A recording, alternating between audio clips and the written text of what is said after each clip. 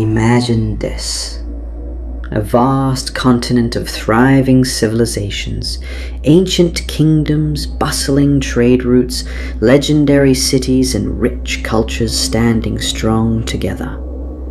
Picture the mighty Ashanti Empire, the fearsome Zulu warriors, the scholarly Mali Empire, the sophisticated Kingdom of Benin, the resourceful Oyo, Dahomey, Great Zimbabwe, and dozens more. Each one proud, fierce, and determined to never bow to foreign flags. In our real timeline, European colonial powers exploited divisions among African kingdoms, manipulated local rivalries, and unleashed technological superiority to conquer an entire continent. But what if that didn't happen? Let's dive deep into an alternate history, a world where Africa didn't just resist colonization, but rose together to shape a new global order. A different beginning. Our story begins in the 15th century when Portuguese ships first appeared on West Africa's shores.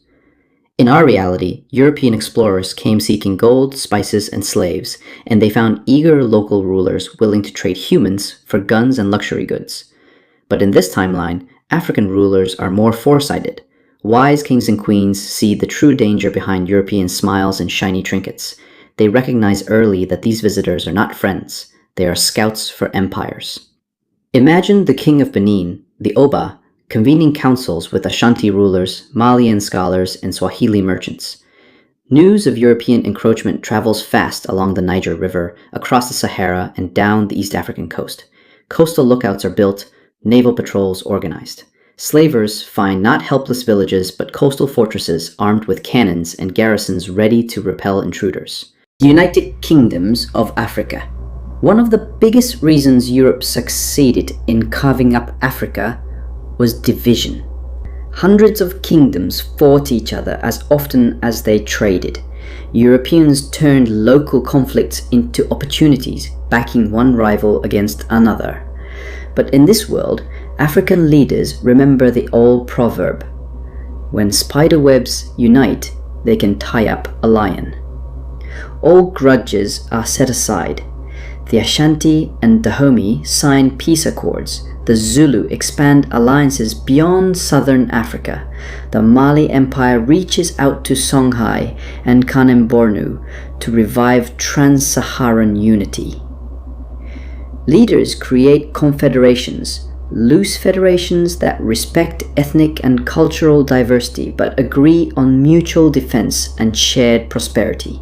Envoys travel on newly paved roads, carrying messages of trade, diplomacy, and unity. African scholars learn European languages, study foreign weapons, and adapt them to local conditions. A new generation of warrior diplomats emerges. African kingdoms send students and spies to European ports. They return with blueprints of shipbuilding, muskets, and fortifications. Gunsmiths from Benin collaborate with blacksmiths in the Congo to forge reliable firearms. Local gunpowder factories appear near riverbanks and trade hubs. The slave trade that failed. One of history's darkest chapters is the transatlantic slave trade. Over 12 million Africans were kidnapped, shackled, and forced onto ships bound for the Americas. Entire communities vanished, economies collapsed, and cultures suffered wounds that echo today. In this timeline, things take a different turn. African rulers, aware of the devastating effects of selling their people, banned the slave trade internally by the 1600s. Coastal patrols intercept foreign slavers. Pirates who attempt kidnapping face fierce retaliation. The Kingdom of Kongo, for example, historically one of the first to convert to Christianity and trade heavily with Portugal, rejects European pressure. Congo kings establish naval bases along the Atlantic coast, funded by taxes on legitimate trade. Slave traders are hunted as criminals. Instead of humans, Africa exports gold, spices, textiles, and art. It imports industrial know-how, navigational tools, and ironworks techniques. African merchants dictate terms at bustling ports like Elmina and Mombasa, refusing unfair contracts and punishing double dealers. The result? Africa's population remains robust. Families stay intact, communities grow. Instead of sending millions abroad in chains, Africa sends goods and diplomats on its own ships. A renaissance of African learning. In our timeline, cities like Timbuktu were once global centers of learning, with vast libraries and scholars whose works influenced the Islamic world and beyond. But centuries of colonial exploitation and neglect erased much of this legacy. In this alternate Africa, those centers flourish. Universities expand, attracting students from Arabia, Persia, India, even Europe. Arabic, Swahili, Hausa, Amharic, Yoruba, and dozens of languages become mediums of philosophy, science, and literature. Timbuktu, Harar, and Great Zimbabwe compete with London, Paris, and Istanbul as hubs of scholarship. African mathematicians study European mechanical inventions and improve on them. Gold from Ashanti mines funds expeditions to map Africa's interior, not for Europeans, but for Africans themselves. A sense of shared identity grows. Pan-Africanism, which only emerged in the 20th century, blossoms centuries earlier. Merchants and travelers move freely across secure borders guarded by Confederation armies. When Europe tries to invade.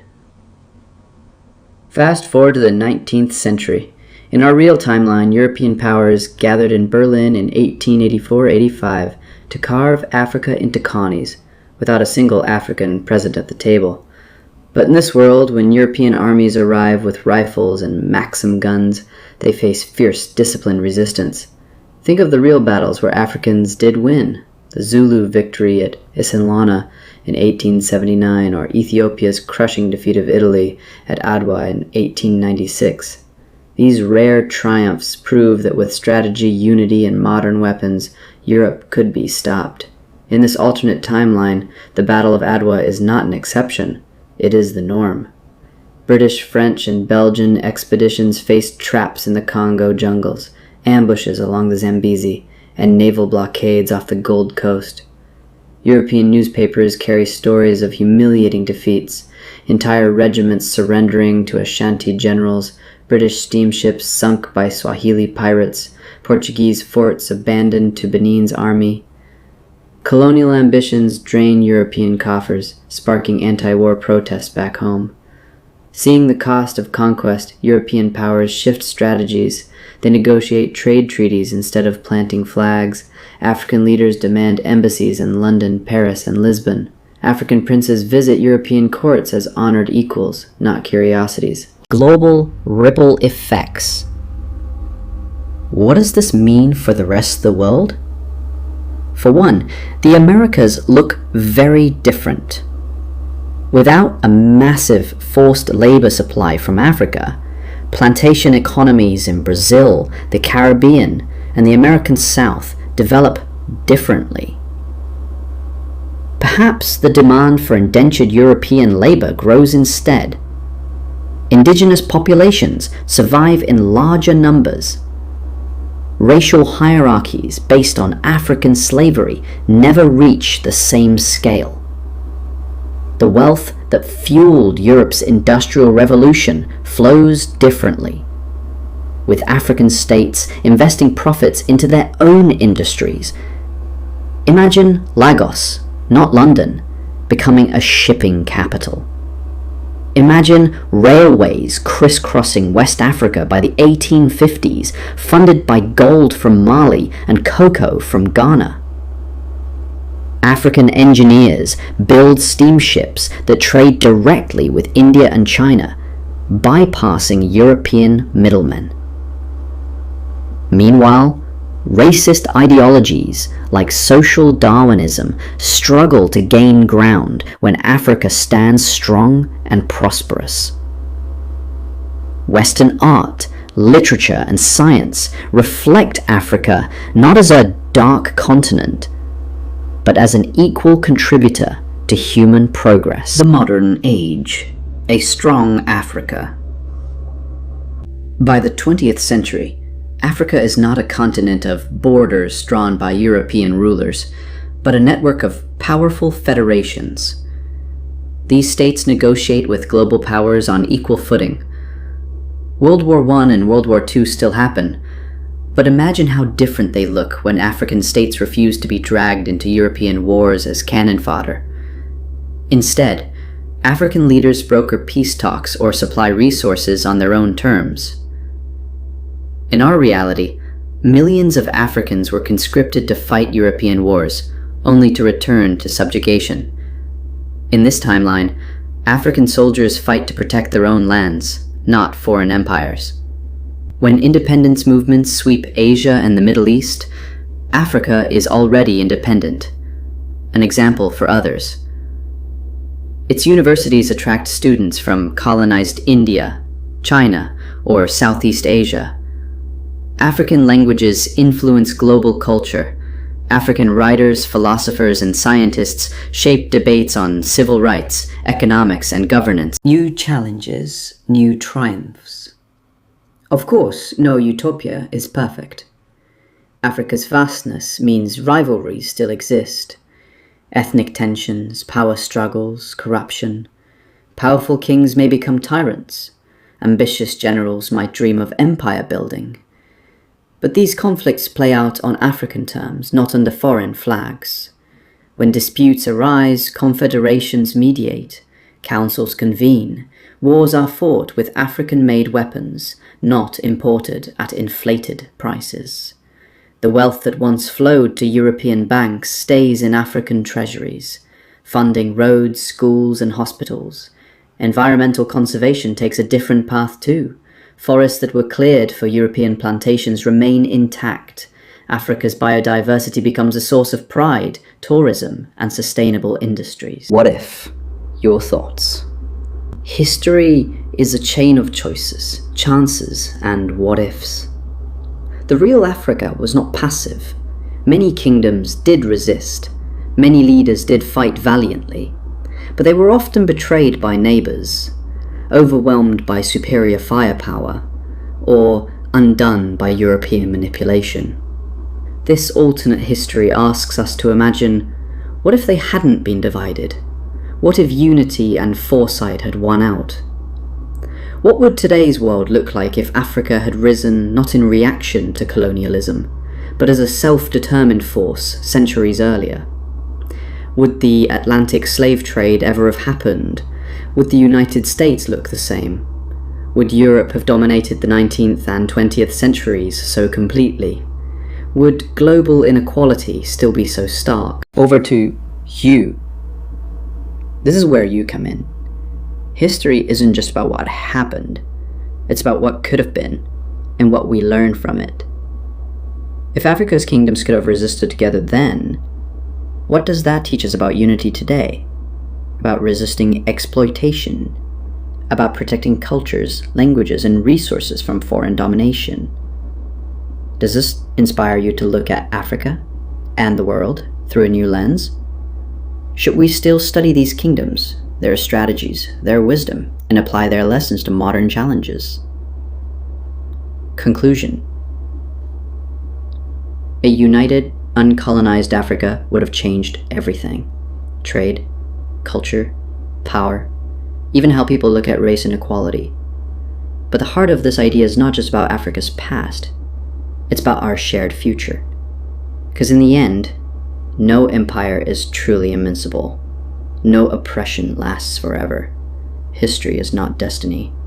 And unity, wisdom, and courage can rewrite even the darkest chapters. So the next time you hear about the Ashanti, the Zulu, the Benin Bronzes, the Mali Empire, or the Kingdom of Kongo, remember, they were never helpless. They were powerful, brilliant, and resilient. And in another world, they might have stood together to shape a very different story for us all. What do you think? Could this have happened? What lessons can we take from this for the challenges we face today? Tell us in the comments, because history is alive when we question it. If you enjoyed this journey through an Africa that never fell, don't forget to like, share, and subscribe to The Real History. Until next time, keep questioning, keep imagining, and keep history alive.